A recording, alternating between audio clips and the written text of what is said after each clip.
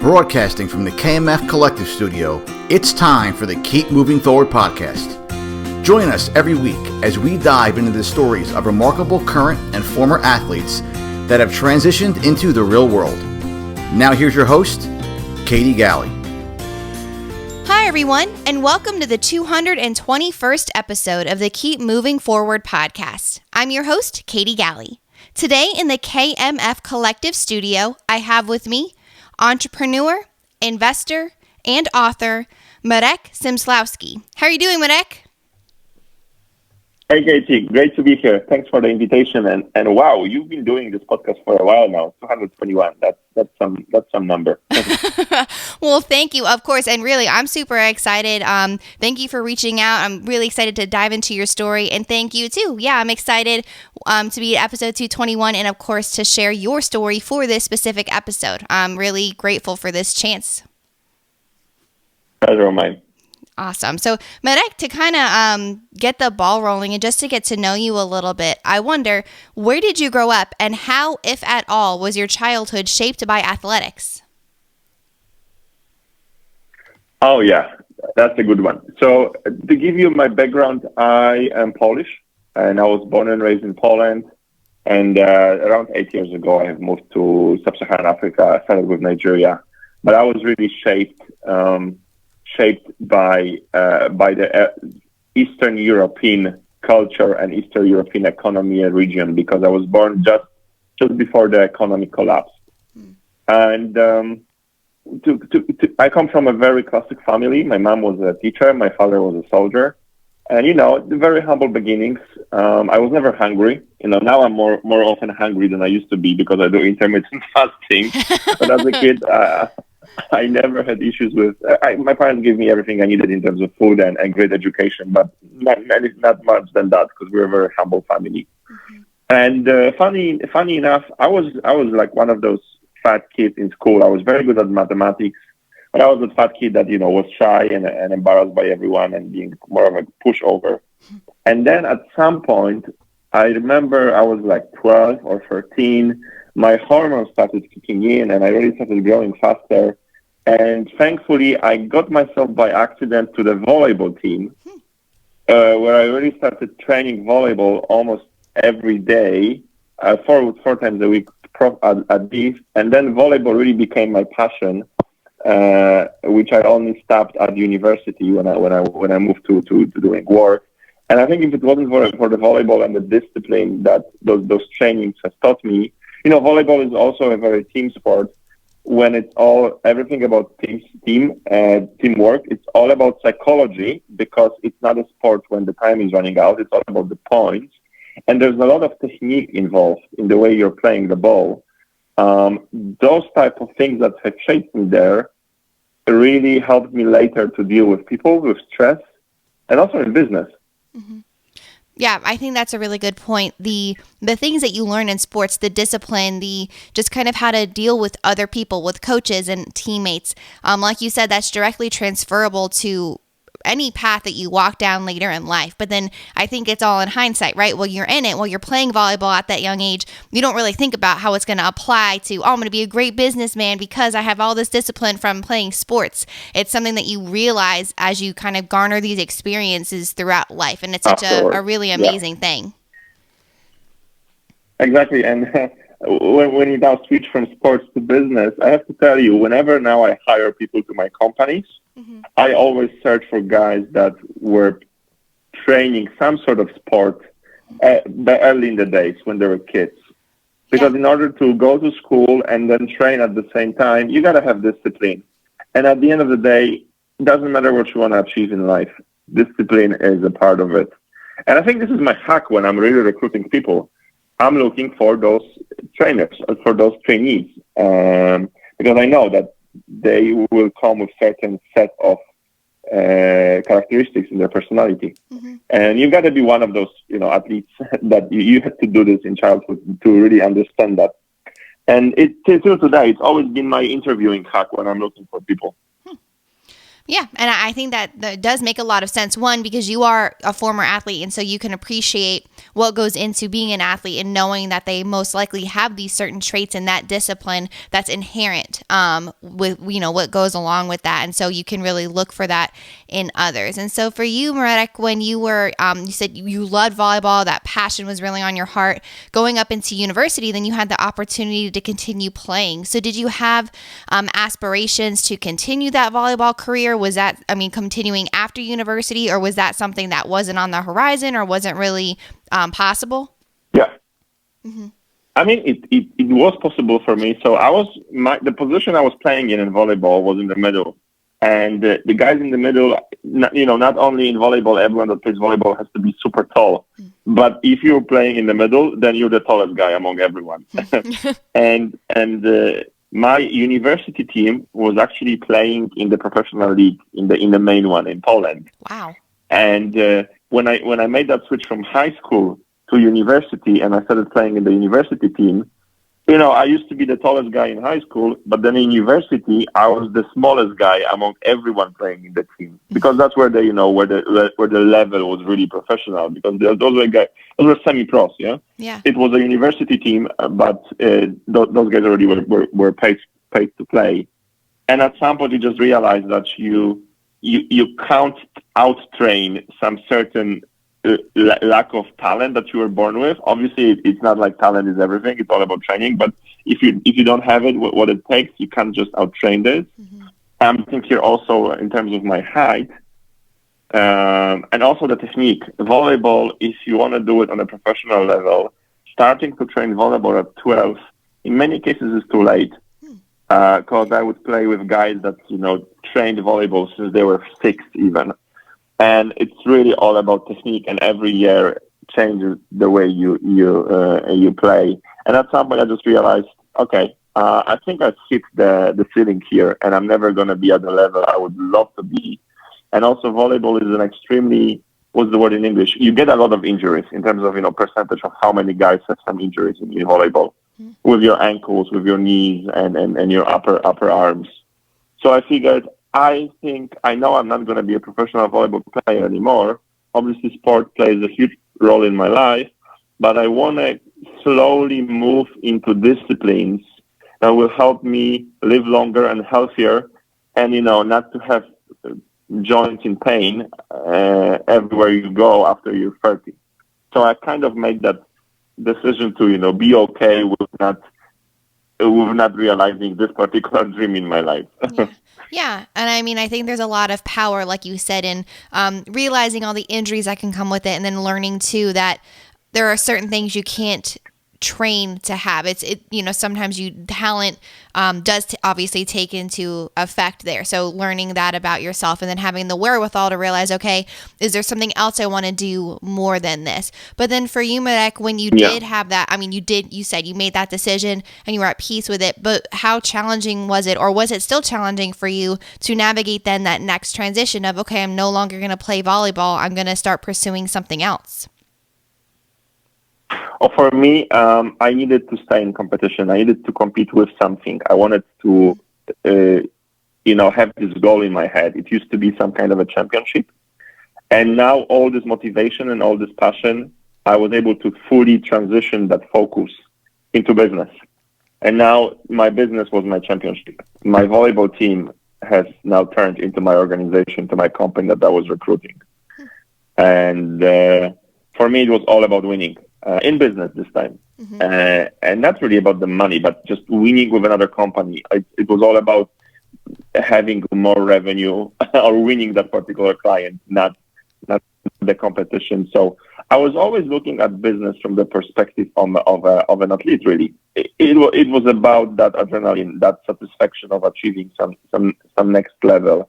And I think this was something that really helped me a lot in many cases later, because the motivation was really built in sports, and I was able to direct it into business. Mm-hmm. So every time I would be a little bit sad when I could see my friends, still playing and winning a championship in the Polish league, and then also my year, guys from my age that I used to play with have won the world championship that actually happened last year. Wow! Sorry, 2 years ago. So obviously I was amazed and also a little bit sad at the same time, because I wasn't part of that dream. But then again, I really can't complain about what I achieved business-wise, etc. So it's always a compromise, Mm-hmm. and understanding that not every route in life is for you. You can't have it all. That's really a good perspective to have, because it's true. I mean, if you hadn't stopped your own volleyball career, then maybe you wouldn't have had these large successes in business at this time in your life. And so, who's to say what else would have happened? So, like you said, not every route, you can't possibly walk down every potential path that comes up. You have to choose the doors of opportunity that open up to you and whether or not you're going to walk through those. And so then intentionally choosing the one that's right for you. And so coming up on the kind of the end of your university career and looking forward to that business side, looking forward to what you were doing next, did you have a desire to immediately start your own business, or did you enter the workforce? How did that next phase of your life turn out? Oh yeah, I left university very fast, because also another transition that happened in me is that I realized that I don't want to be an engineer. I went to technical university just because I was good at maths and physics. I didn't really know what I want to do in life. My parents told me, you just do this because you're good at physics. So I did. But then I really felt what business really is about, and I wanted to be closer to business. So I quickly dropped out of university, although I left I don't know what's the word in English. When they pay you to study because your grades are very good. I decided I don't want to do this anymore. I want to have a proper job.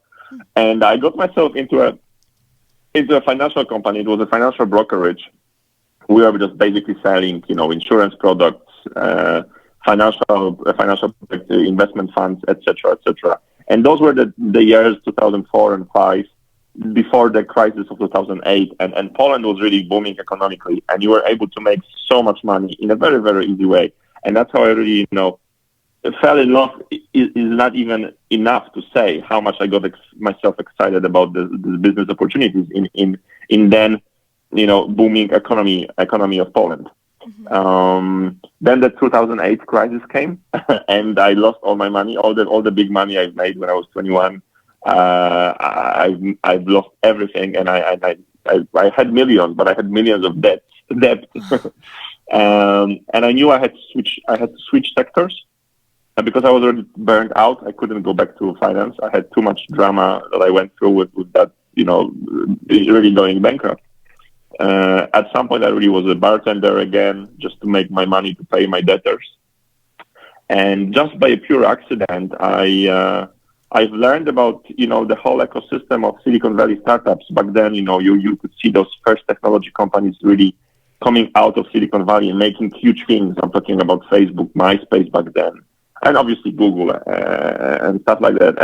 And I realized, oh my God, maybe if I stayed in my technical university a bit longer, I would have all the coding skills that are now needed to launch technology businesses. So I kind of got back to it, found my friends from technical university that I used to study with, and we decided to open a technology startup back in Poland. And that was the best decision of my life, because obviously we failed a couple of times, but we were also able to build first company that we sold. And the money from that sales really allowed me to pay back all my debts that I have back from the financial sector days. And that's where I knew, okay, I think this is going to be at least the big portion of my life moving forward, to run technology businesses in different parts of the world. Obviously, I started with Poland, and then just by pure coincidence, I landed in Nigeria and South Africa. Wow, man. And I mean, it's, like you said, it's kind of these opportunities that come up. It was kind of by accident that you learned about these startups in Silicon Valley, and then learning, okay, I want to do this. I want to see how I can take my hand at this. And so this technology, the initial technology startup that you began, and then growing into these others that you started to open, what was the focus specifically within the tech industry? Was there a type of software you guys were developing or putting things out there? What specific, side of the technology business were you in?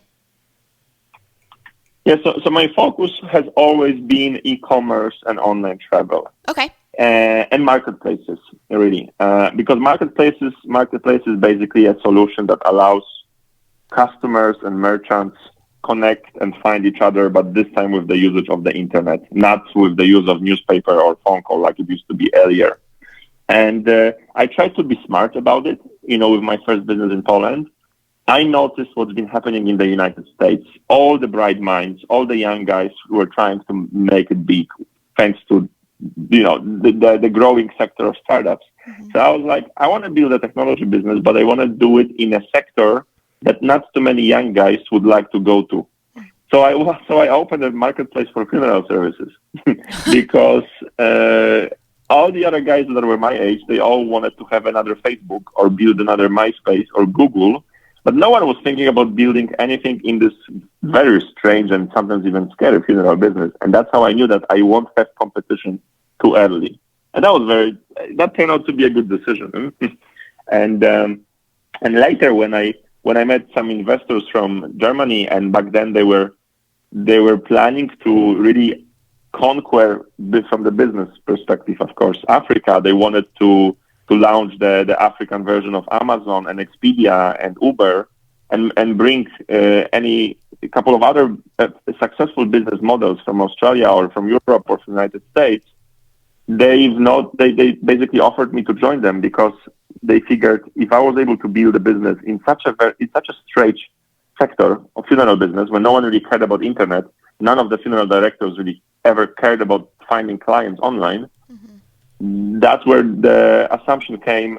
If I was able to build it in the early days of Poland, I probably have gained some experience that will help me do the same thing in Nigeria or in Kenya and later in South Africa. Obviously, we didn't do funeral business. We did the classic e-commerce, and we built an online travel agency, one of the first one in Africa.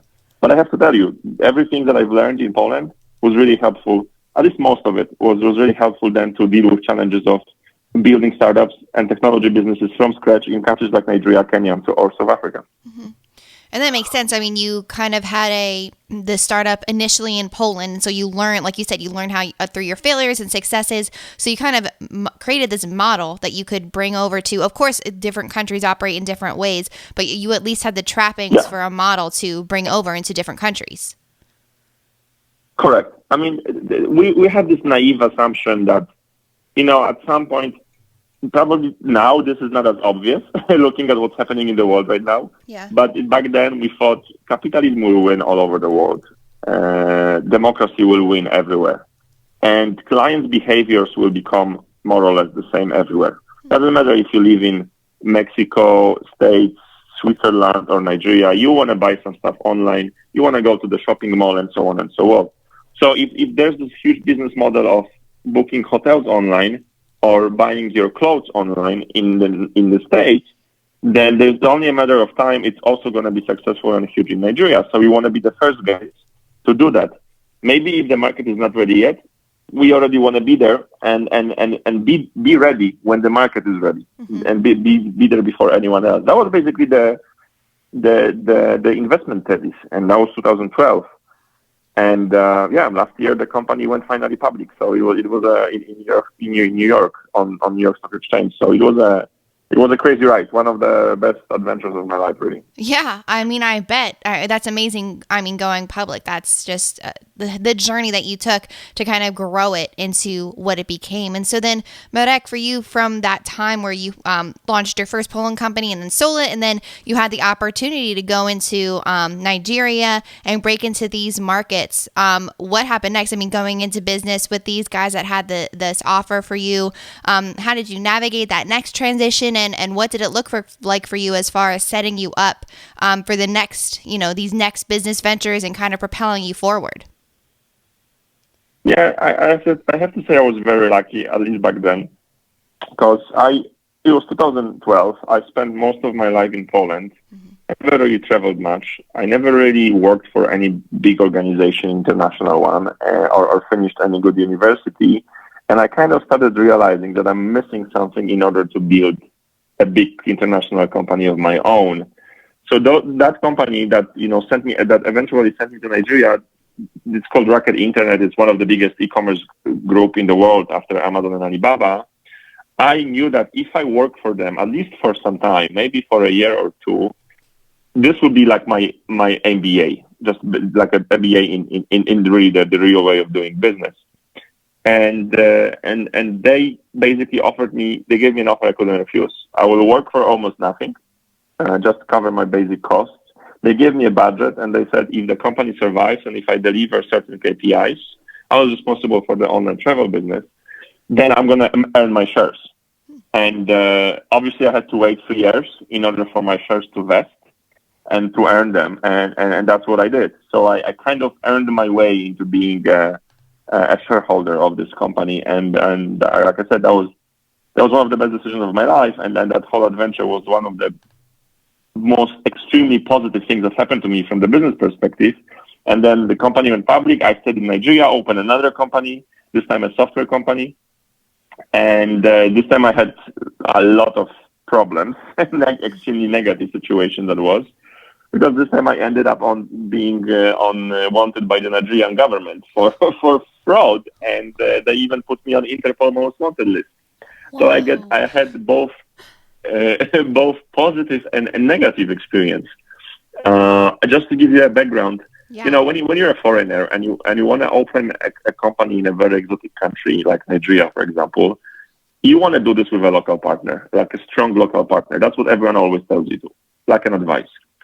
And they would tell you that, you know, you want to have a strong local partner because when things go wrong, when the company grows and you're going to get attention from bad people, to be honest, you want to have someone that can protect you from the government wanting bribes, from someone trying to kidnap you, etc. But fortunately, things like this happen, especially in young economies when there's still a lot of corruption. Wow. It was the same thing in Poland in the 90s. Unfortunately, it's a reality. What no one tells you is that sometimes the local partner that is supposed to help you, that you invite to be your shareholder, to be on your board, to help you, maneuver in the local market, sometimes the local partner actually goes against you and that's what happened to me. 3 years into the company operation, 2 years into the company operation, we had an internal conflict with my local partner, and at some point he just decided that he doesn't need me anymore and he wants to get rid of me and he take over the company. Wow. And he did it in a very nasty way. Basically, Nigerian police was bribed. There was a fake arrest warrant issued after me, which didn't allow me to move out of Europe anywhere, because anywhere I would travel, I would be stopped at the airport and deported to Nigeria to jail. And then I got an offer, if I signed the papers to give back my company for nothing, then the whole thing will disappear. But obviously, I'm gonna end up with nothing. And that's where I decided not to do this happen. I was obviously extremely lucky and really stupid that I did that, because this could have really ended up way worse.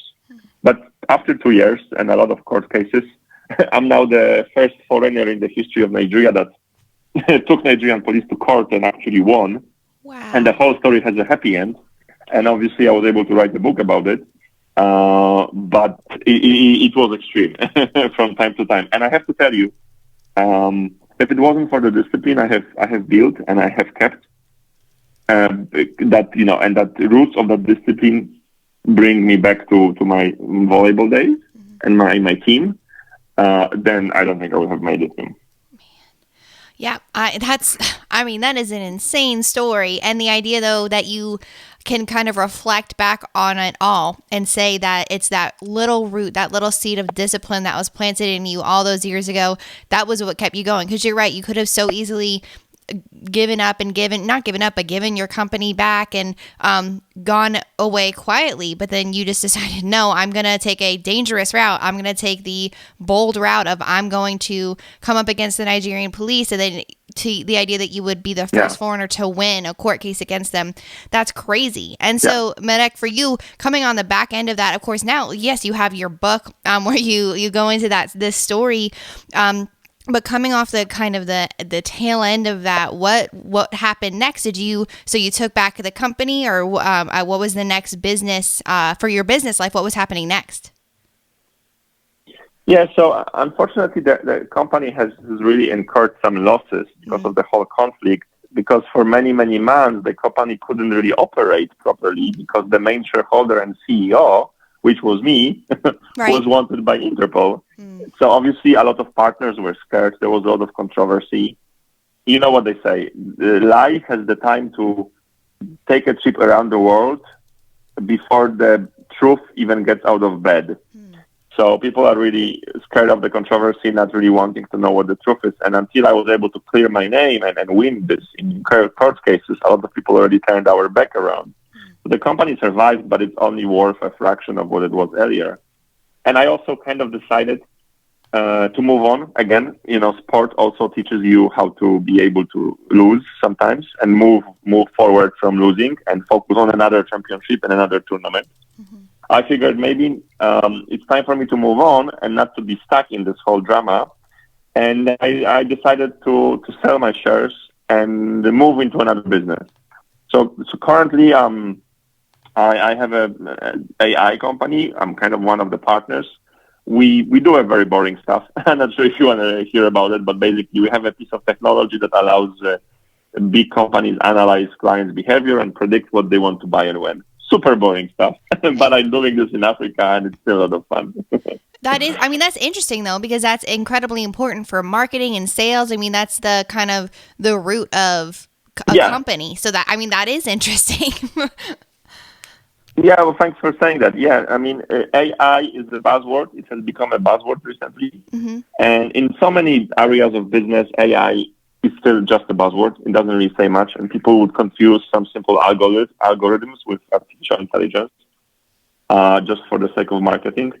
But in many cases, AI is just stupid, and it will never be better than a human. But there are certain areas where already AI or algorithms beat human every time, and that's usually related to analyzing big sets of data, historical data, and coming up with some trends and being able to predict the future based on the past. This is why AI and algorithms are so good at analyzing whether you're sick or not based on your blood results or your Röntgen photos, because they can quickly analyze millions of photos from other patients and then see whether you're more likely to have a lung cancer or not, and so on. And it's the same thing with marketing and with clients' behavior, because obviously, yes, we are different, but we can divide people into different types, which have many similarities between each other. And then you look for those regularities, you look for those trends, and based on this, you can predict what the client will do in the future. And thanks to this, do make better marketing decisions. Like, I'm going to give you an example. For example, Walmart did this. They were trying to analyze what is the best product to upsell together with diapers. What do you think? What's the product which is most effective, more successful to be sold together with baby diapers? I would think probably wipes or something along those lines. I said the same thing actually, but the truth is that it's beer. Really? And it's because diapers are mostly bought by fathers, because the mother stays with the kid. Wow. And the father does the shopping, and also the young father is extremely stressed, and all he's dreaming about is to have a glass of beer when his kid is crying and pooing itself. And all those cool things come up when you really try to analyze data, and that's really a cool thing. And we also have another company where I'm a shareholder, which is building solar roofs. There's this big mega trend in the world that people really pay more and more attention into climate change, and people want to have their own independent sources of power at home. And sometimes when you're building a new house, you want to have already a roof that produces energy. So that's also super exciting, because you can not only make money but do something good for the environment, and I love it as well. Wow. And besides that, I've published my book in Poland last year.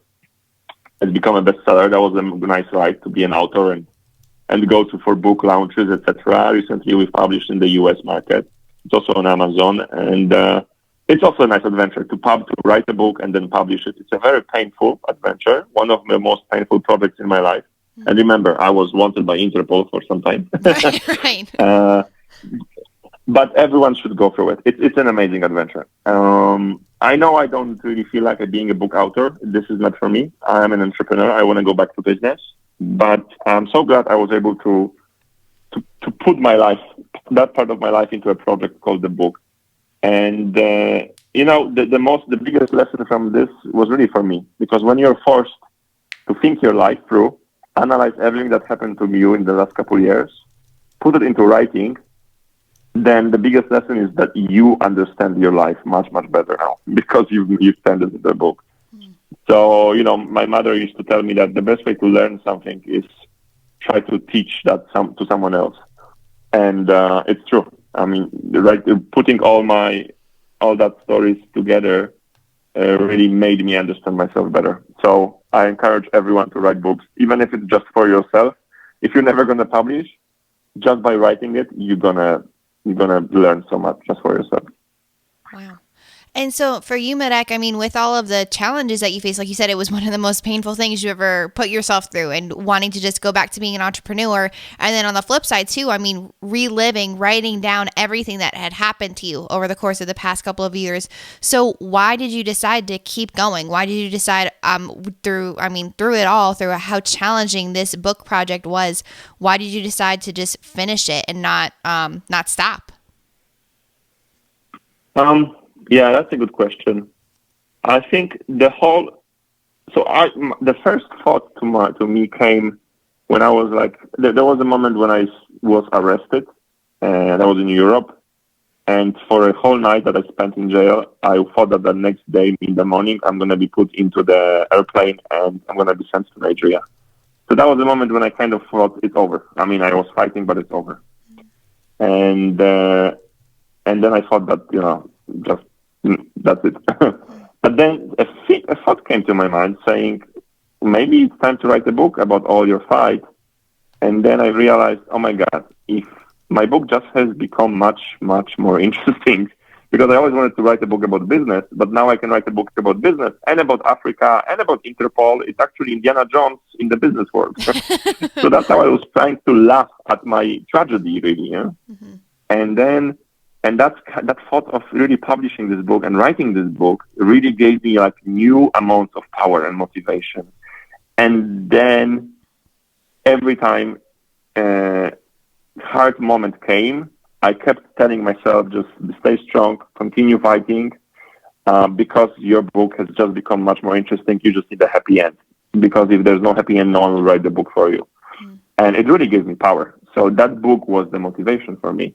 It's not like I needed the motivation to finish the book. The idea of finishing the book gave me motivation to fight for justice.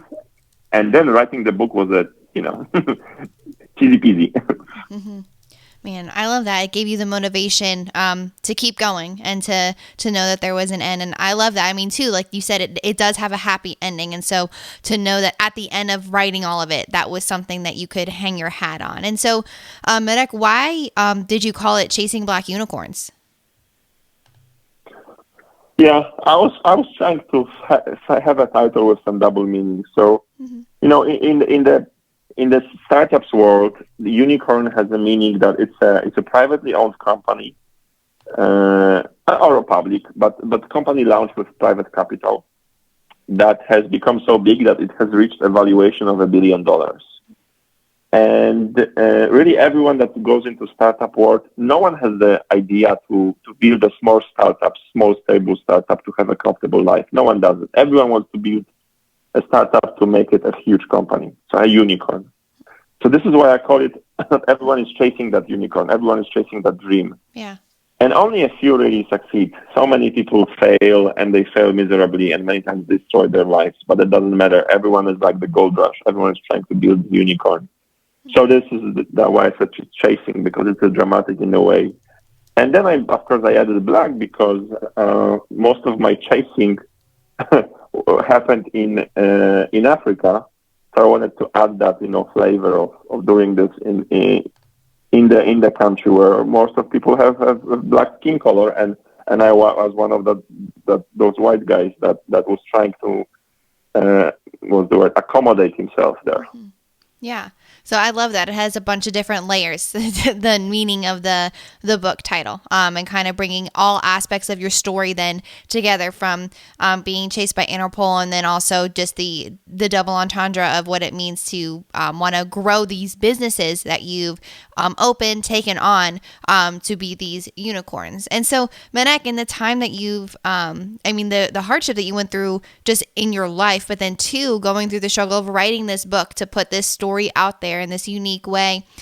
In the time that you've released the book now, has there been maybe someone who's reached out to you that this story has really resonated with them or really has helped them? Or maybe just someone that you've come across in your journey now that they've been impacted greatly by your story? Oh man, I have to tell you, I was overwhelmed by the reaction, and I never expected this. Yeah. Most importantly, I wanted to write a business book about the challenges of building technology businesses in sub-Saharan Africa. And corruption is just one of the challenges. There's a lot of different challenges which I write about in the book, like infrastructure, total addressable market, and so on and so on. And that was my main goal, to kind of build a business educational book, because that's what I was missing when I was moving to Nigeria. I needed a proper book about business, and I couldn't find it. And then I just added a layer of my biography, of a couple of crazy stories that happened in my life, to make the book more entertaining, to make the content, the business content, consumed in an easier way. That's all I wanted. And what has become a result out of it is that many people really see this as a book that teaches a different vision of Africa, because many people just see Africa through stereotypes. Sahara Desert, jungle, and hungry kids with big bellies. This is not Africa anymore. Africa is an amazing continent, versatile, growing like crazy with metropolis, successful people, and a lot of money, etc. There are good sides and bad sides, of course, but I wanted to fight the stereotype. And then many people really came back to me and they said that this book has given them motivation to go through problems in their life, because if I had problems like that and I got out of it, then their problems really look much smaller in comparison to mine. Mm-hmm.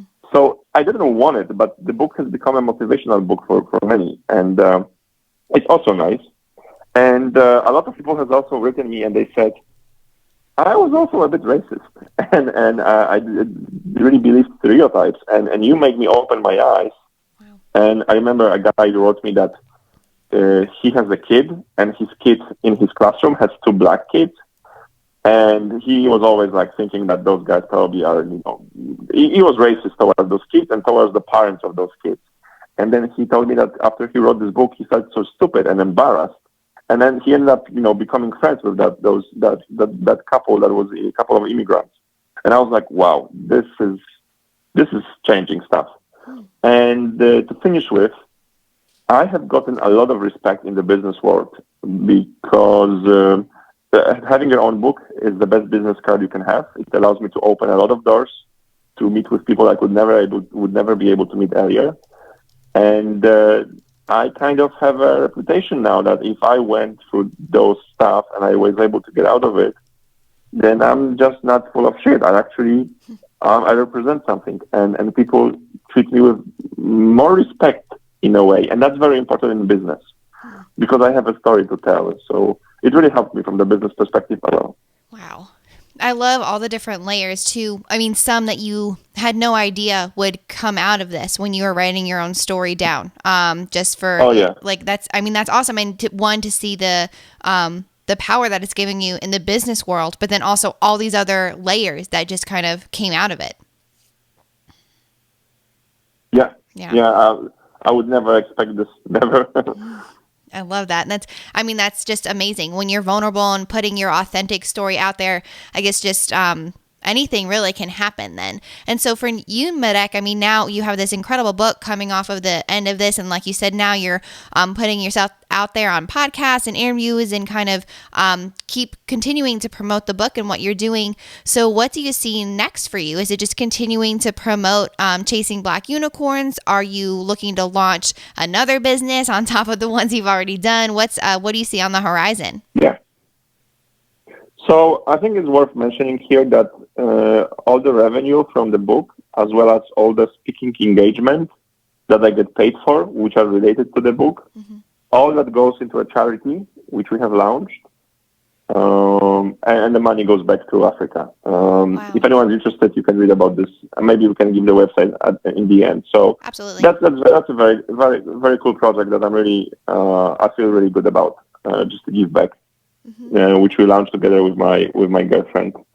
And I was, I had very strange 2 years of my life because, I was writing the book with my right hand. I was writing court documents with the left hand. And I really couldn't focus on business because I had other priorities. And I was also really tired, both mentally and physically. And, writing the book is really closing a chapter of my life, both metaphorically and literally, Yeah. And I already feel that I've recharged my batteries. I think I'm going to spend maybe a couple more weeks, a couple more months on maybe doing a little bit more of tour and talking about the book. And then finally go back 100% to business again. Because I'm using the metaphorical terms of my volleyball times. I'm waiting for another tournament. I want to focus totally on it and win the championship. I think what I will definitely do, what I promised myself, is that whatever next business I'm gonna get myself involved in full time in my life, I want this to be a 10-year journey. I don't want to build a company or join a company and then leave after 3 years. Many people do it so often now. I want to do the right choice, and I want to stay with the company for 10 years. And I really want to build something big, significantly big. Because now we live in this culture where people like to switch pretty often. They switch relationships, they switch job, etc. It's good on one side. If you made a bad decision and you got engaged or got married to a wrong person, why would you want to stay there? But you don't want to end up in an extreme when instead of working on a relationship or working on a business, you just run away from the problems. And I want to challenge myself to be really involved fully for a longer period of time than I ever used to in my next business adventure. That's me getting out of my comfort zone. Wow. I really like that. I mean, it's you're looking forward to that next step in your journey, like you said, closing the chapter, literally and figuratively, on that piece of your life, and then looking forward now, intentionally trying to push yourself out of your comfort zone in a new way. So now being involved in a business for a much longer amount of time. And so I know, Marek, you're still on this journey of promoting the book, and but do you have any idea what sector or what technology sector you would want to get into? Yeah, if I had to choose right now, I would definitely go for the renewable business because it kind of checks all the boxes for me that are important. I've been involved in Africa business-wise for the last 8 years of my life, and I feel like I'm ready for a bigger adventure. I feel like I'm ready to be a part of a global business, not only African anymore. I don't want to do it just for the money. I want to do it. I don't want to run a business. I want to grow a business that not only makes money, not only creates employment, but also gives, makes a positive change in the environment. And I feel like going into renewable energy checks that box because every kilowatt of power made from renewable energy is 1 kilowatt of power less made from fossil fuels. So I really love that as well. And switching gears a little bit, going into construction, going into renewable energy from already 10 years spent in technology and e-commerce and online travel, it's also me being pushed out of my comfort zone and forcing myself to learn something new. I think that's very important for our brain plasticity to always learn something new because you don't want to get too old too fast. Mm-hmm. Yeah. And I mean, that makes a lot of sense. I mean, again, similar to going back to how you fell in love with volleyball. I mean, you can kind of look back to your sports journey, but finding that thing that you really are passionate about and knowing that that's the thing you can dedicate 10 years of your life to. You feel confident that you can go all in there and really explore that new realm. Agree. Yeah. And again, it always brings you back to those trainings you got when you were a kid. Yeah. My kids would definitely train hard, and they will train hard. Mm-hmm. Yeah.